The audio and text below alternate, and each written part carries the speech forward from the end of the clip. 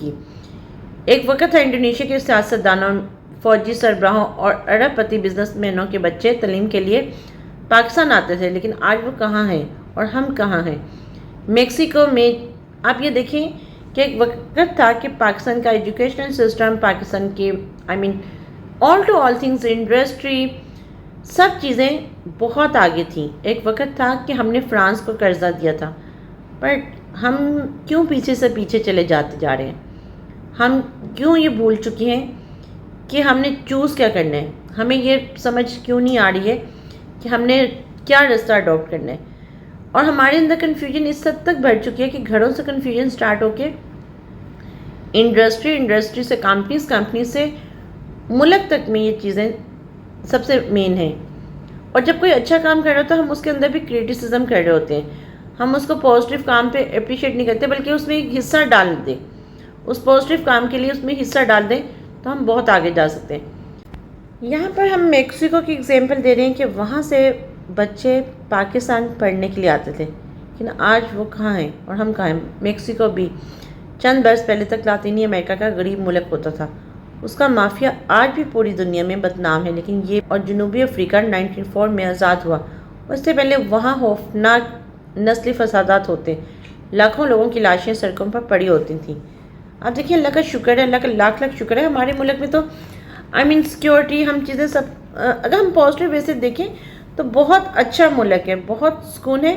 اگر سب سے مین چیز آتی ہے بیہیویئر، سب سے مین چیز آتی ہے ایٹیٹیوڈ۔ آج بھی اس ملک میں گوروں اور کالوں کے درمیان اختلافات ہیں۔ آپ دیکھیں جنوبی افریقہ میں آج بھی، ساؤتھ افریقہ میں آج بھی وہاں پر اختلافات ہیں گوروں اور کالوں کے، لیکن بنگلہ دیش نہ صرف پاکستان کا حصہ تھا بلکہ پاکستان کی بنیاد بھی بنگالیوں نے رکھی تھی۔ آل انڈیا مسلم لیگ ڈھاکہ میں بنی تھی اور 23 مارچ 1940 کو قرارداد پاکستان بنگالی لیڈر کے فضل الحق نے پیش کی تھی۔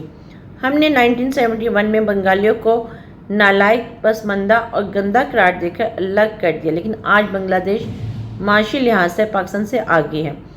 آپ یہ دیکھیں، ہم اپنے سراؤنڈنگ میں بھی ایسا کر رہے ہیں، ہم بہت کچھ ایسا کر رہے ہیں کہ جو ان ایگزامپل سے فیل ہوتی ہیں۔ ہم اپنے سراؤنڈنگ کے جو ہمارے کمزور رشتہ دار ہوتے ہیں ہم انہیں گندہ کہہ کے، ہم انہیں ان کی کریکٹر اسیسینیشن کر کے ہم ان کو سائڈ پہ کر دیتے ہیں۔ لیکن اگین وہ تو عز من تشاء وہ تو ذل من تشاء، تو اس میں ہم کسی کو نالائق، کسی کو پسماندہ، کسی کو گندہ قرار دے کے الگ کر دیں۔ بنگلہ دیش کی اگزامپل دیکھ لیں کہ بنگلہ دیش معاشی لحاظ سے پاکستان سے آگے ہے اور یہ G20 ملکوں کے ساتھ بھی بیٹھا ہے۔ ہم نے بھٹو دور میں اسرائیل کے خلاف جنگ میں مصر، اردن اور شام کی مدد کی تھی۔ نائجیریا جیسے درجن بھر افریقی ملک پاکستان سے ٹیکنالوجی سیکھا کرتے تھے۔ نائجیریا کے فوجی افسر پاکستان اکیڈمی میں تربیت حاصل کرنے آتے تھے۔ متحدہ عرب امارات نے سٹارٹ ہی پاکستان سے لیا تھا۔ ایمریٹس ایئر لائن کا مخفف آج بھی ای کے ہے اور ای ایمریٹس سے لیا گیا اور کے کراچی سے۔ دنیا کی یہ بڑی ایئر لائن کراچی سے سٹارٹ ہوئی تھی اور ہم نے اسے جہاز بھی دیا تھا۔ ایمریٹس ایئر لائن کراچی سے سٹارٹ ہوئی تھی اور ہم نے اسے جہاز بھی دیا، اور آج ہم how can we say it's about کہ جی ہم لاچار، غریب اور sort of like many other words, but again یہ سب حقیقت ہے اور اس حقیقت کو ہم جتنا جلدی سمجھ لیں ہمارے لیے بہتر۔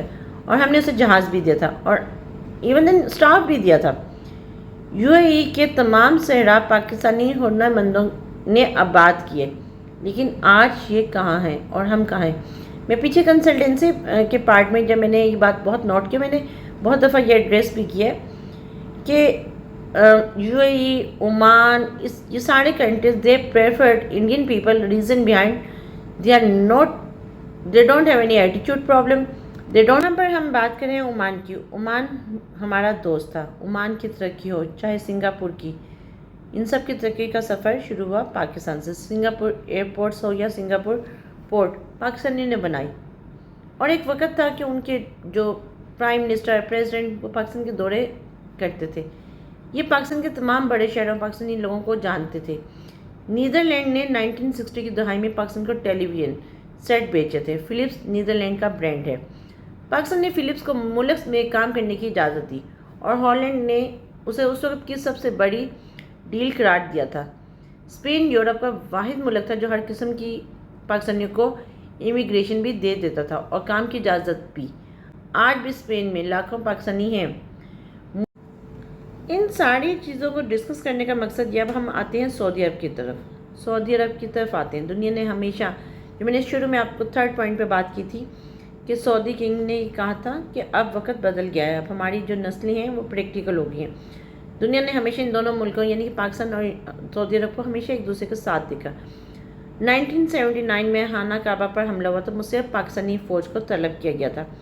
यमन में हौसी बागों के इशू पर भी पाकिस्तान ने सऊदी अरब की मदद की। एटमी धमाकों के बाद पाकिस्तान पर इक़्तिसादी पाबंदियाँ लगीं। तो सऊदी अरब दुनिया का वाहिद मुल्क था जिसने खुलकर हमारा साथ दिया, हमें पेट्रोल तक दिया। आज भी पाकिस्तान के 20 लाख वर्कर्स सऊदी अरब में मुलाजमत कर रहे हैं और उनकी रकम से मुल्क हमारा उनकी रकम से मुल्क में एक वैल्यू एडिशन हो रहा है।